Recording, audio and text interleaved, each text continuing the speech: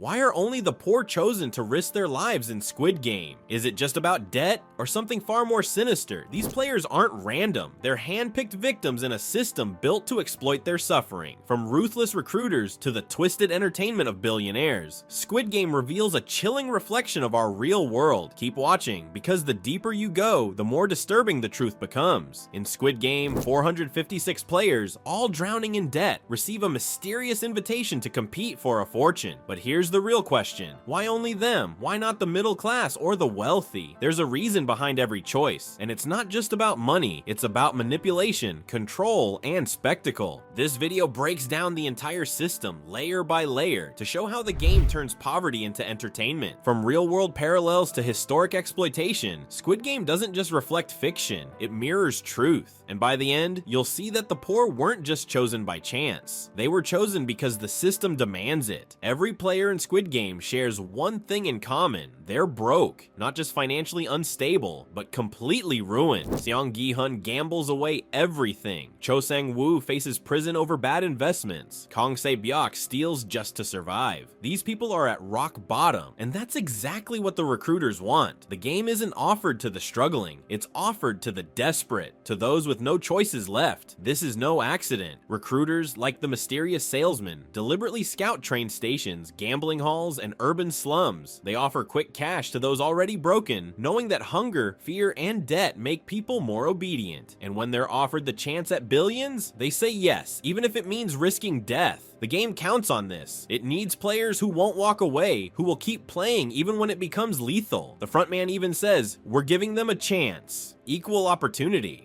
But it's a lie, because no one with power would ever play. Only those with nothing would even consider it. This reflects real-world inequality. A 2021 Oxfam report shows that the poorest 50% own just 2% of global wealth. That's not imbalance. It's a system that keeps the poor desperate enough to be used. And in Squid Game, poverty isn't a barrier to entry. It's the price of admission. Squid Game isn't a charity. It's a death trap disguised as opportunity. So why are the poor the ideal players? It all comes down to control. The rules are simple. Play 6 childhood games. Win, and you move on. Lose, and you die. The pot grows with every death. But here's the catch. Only people with overwhelming debt are invited. Why? Because desperation breeds obedience. People with families to feed, loans they can't repay, or threats from loan sharks don't negotiate. They submit. The game starts with a test. When players first see someone die, panic erupts, and they vote to leave. But when they return to their hopeless lives, most come back willingly. Not because the game is safe, but because the outside world is worse. Players like Ali Abdul, an undocumented migrant cheated out of wages, don't stand a chance in society, but in the game, at least there's a shot. The prize is hope, and hope makes them compliant. This mirrors real-world systems that use poverty as leverage. Consider lotteries. In the US, 70% of all lottery revenue comes from low-income households. They gamble because they see no other way out. The odds are terrible, but the hope is addictive. The same logic drives Squid Game. Recruiters prey on those who can't afford to say no. The challenges are designed to break them psychologically, pitting them against each other, fueling betrayal, and ensuring that only one can win. It's not just a competition, it's a psychological experiment to see how far people will go when they're cornered by poverty. And that's exactly what makes them ideal contestants. Behind every move in the game stands a shadowy group, the VIPs, billionaires in masks, lounging in gold-plated rooms, placing bets on who will live or die. These are the true architects of Squid Game, and they only want the poor.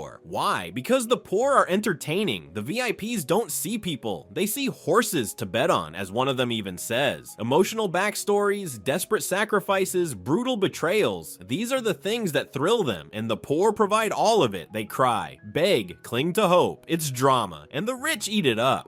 The front man, once a winner himself, now runs the show. He's the middleman between the elite and the desperate. He understands the rules. Pain sells. The more tragic a story, the more invested the VIPs become. That's why the games are designed to break people publicly, so their suffering becomes a spectacle. This isn't just fiction. In ancient Rome, gladiators, usually slaves or criminals, fought to entertain the ruling class. Bloodshed wasn't a side effect, it was the point. In Squid Game, the poor are the gladiators. The games are the arena. arena, and the VIPs, modern-day emperors watching from velvet thrones. Even Oh-il-nam, the elderly player 001, is later revealed to be a VIP. His reason for creating the game? Boredom. He simply wanted to feel alive again. The most chilling part? He joined the game not as punishment, but for fun. It's a reminder that when wealth becomes limitless, empathy can vanish. The poor are no longer people, they're pawns, and Squid Game is just the most honest version of that idea. Squid Game might be a fictional thriller, but the system it reveals is disturbingly real. Its structure, logic, and cruelty aren't just dystopian storytelling. They echo systems that already exist in our world, built on the same foundation, exploit the poor for profit and entertainment. Let's start with reality television. Shows like Survivor, Fear Factor, and early seasons of Big Brother gained popularity by pushing ordinary people, often from working class backgrounds, into extreme, stressful environments. These contestants compete for a prize that could change their lives, but in doing so, they're exposed to humiliation, manipulation, and physical or emotional breakdowns. Why? Because suffering makes good TV.